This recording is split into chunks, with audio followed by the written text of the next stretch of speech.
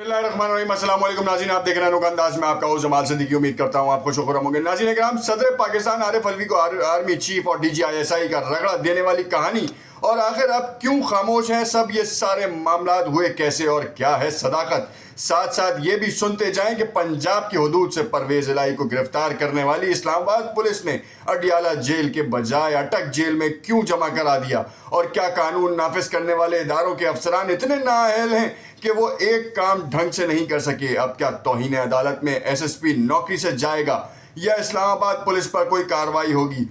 अभी रुके जरा, कहानी में बड़े बड़े ट्विस्ट भी आ रहे हैं। खान ने सलमान रुश्दी वाला वकील क्यों किया? नानी को क्या तकलीफ हुई?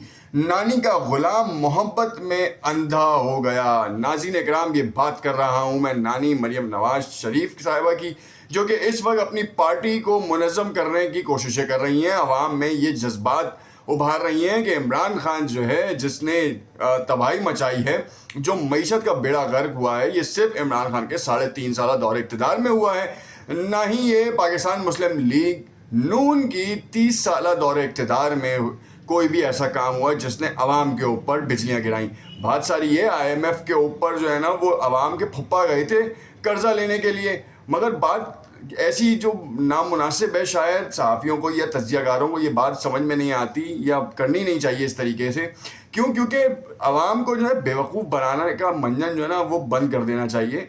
और क्या मुलाकात हैं, इन सब चीज़ों के ऊपर बात करेंगे। मगर इस वक्त आर्मी चीफ DGISI के हवाले से जो कामरान यूसुफ की जो रिपोर्ट थी, उसकी अब कह लें कि तफसीलात सामने आ रही हैं। तफसीलात भी जो हैं वो गैर मुसद्दिका हैं। मुसद्दिका तौर पर कोई चीज़ ऐसी सामने नहीं आ पाई, ना ही उन ख़बरों के बारे में जो कि ये कहा जा रहा था कि DGISI को तब्दील किया जा रहा है। और मैं आपको बताऊं कि इस मुल्क से बाहर एक शख्स जो साबिक आर्मी का एक हिस्सा रहे हैं, वो कुछ इस तरीके की तफसीलात दे रहे हैं जिसके ऊपर लोग तबसरा निगार जो है वो तबसरे कर रहे हैं या फिर उनके ऊपर क़यासराइयाँ घड़ी जा रही हैं, जिसमें ये कहा जा रहा था कि DGISI को तब्दील कर रहे हैं।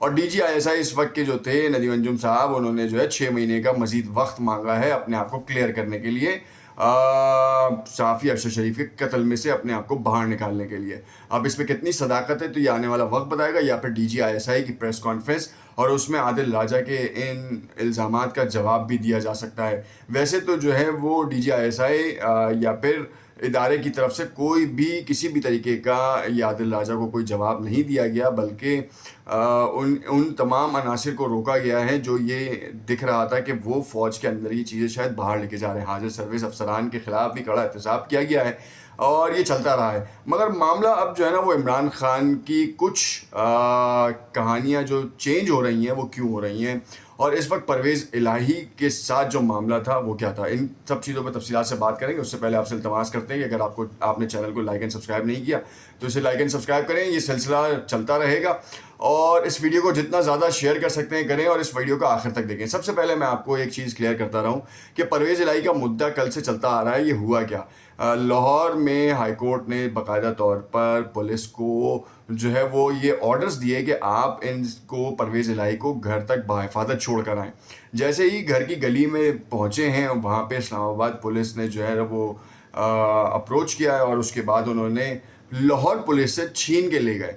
अब लाहौर पुलिस की जुरिडिक्शन थी, इस्लामाबाद पुलिस कैसे जो है वो उनकी इजाज़त के बगैर ये आ गई।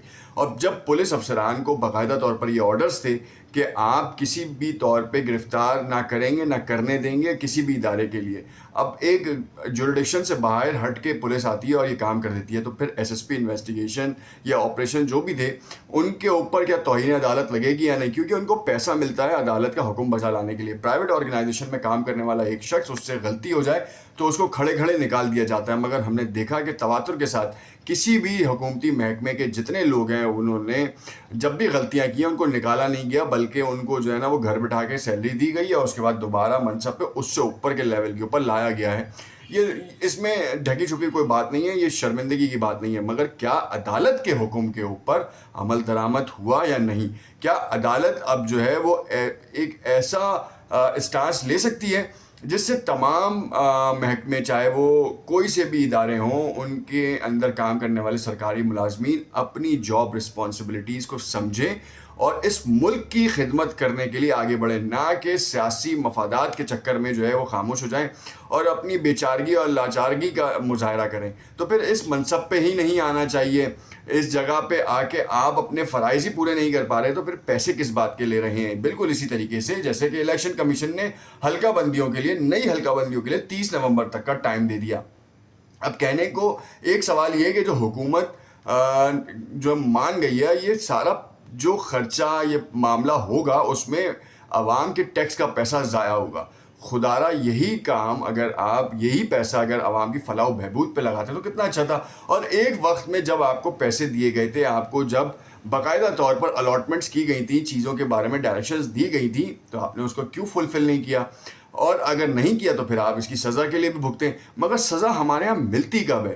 ہمارے پرانے سابق وزیر خزانہ جو ہیں وہ بڑی بڑکے مار کے گئے، پیسہ لیا حکومت سے، آگے پیچھے کے دورے کیے، لیوشنس زندگی ان کی گزار ہی رہے تھے، مفرور تھے، معاملے خراب تھے، وہ واپس آئے، کیسز ختم ہوئے، ان کی پرانی جتنے بھی ایسٹس تھے وہ ریزالو ہوئے، ریلیف ملا ان کو، اور تنخواہ تک مل گئی. ہمارے یہاں تو ہم نے تو یہ دیکھا ہے کہ ہم چاہے کوئی بھی ہو، کسی بھی ادارے سے تعلق رکھتا ہو، کرپشن کا کیس ہو، پلے بارگین کی، اس کے بعد اس نے باقاعدہ طور پر مراد بھی واپس لے لی. بالکل اسی طریقے سے اب معاملہ یہ ہے کہ اس وقت لاہور ہائی کورٹ کیا کوئی ایسا اسٹانس لے گی؟ یہ بڑا ایک اہم سوال ہے. کیا ایس ایس پی کو جو ہے وہ فارغ کیا جائے گا صرف اپنی اس جاب کے نہ کرنے پہ؟ اگر تو ایسا کیا جاتا ہے تو یہ میسج جو ہے وہ پورے پاکستان کے اداروں کے ملازمین کو جائے گا کہ اپنے عہدے، اپنے اختیار سے، اپنے اختیارات کا فائدہ اٹھائیں اور اس کو پورا کریں. فائدے سے مراد یہ نہیں کہ ناجائز فائدہ اٹھائیں. بھائی جب آپ کی جوریڈکشن تھی تو اسلام آباد پولیس کیسا تھی؟ آپ پولیس کو اریسٹ کر لیتے، آپ کے پاس اختیار تھا، آپ کے پاس عدالت کا فیصلہ تھا. اب توہین عدالت میں لگے گی تو جائیں گے بھی. اب بالکل اسی طریقے سے یہ تو سوال ہے، اس کا جواب جو ہے نا وہ آنے والا وقت بتائے گا. خیر دوسری چیز یہ میں آپ کو بتاؤں کہ نانی کو کیا تکلیف ہوئی. نانی مریم نواز صاحبہ کو تکلیف یہ ہوئی ہے کہ سلمان رشدی کا کیس لڑنے والے وکیل کو جو ہے وہ عمران خان نے انٹرنیشنل جو کورٹس ہیں اس کے لیے مقرر کیا ہے اپنی طرف سے.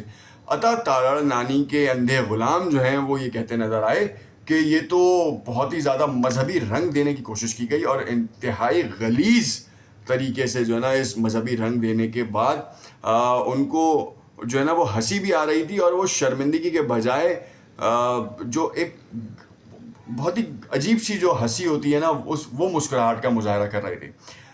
ایک طرف میں آپ کو بتا دوں یہ جو مذہبی منافرت ہے نا وہ ہمارے ملک میں ابھی گلگت بلتستان میں تو چل ہی رہا ہے. آپ کو پتہ ہی نہیں ہے کہ وہاں کیا ہو رہا ہے، انٹرنیٹ بند کر دیا گیا ہے، وہاں پہ معاملات بڑے الگ نہج کے اوپر جا رہے ہیں، اور اس وقت جو ہے نا وہ معاملات بڑا خطرناک رخ اختیار کر رہے ہیں.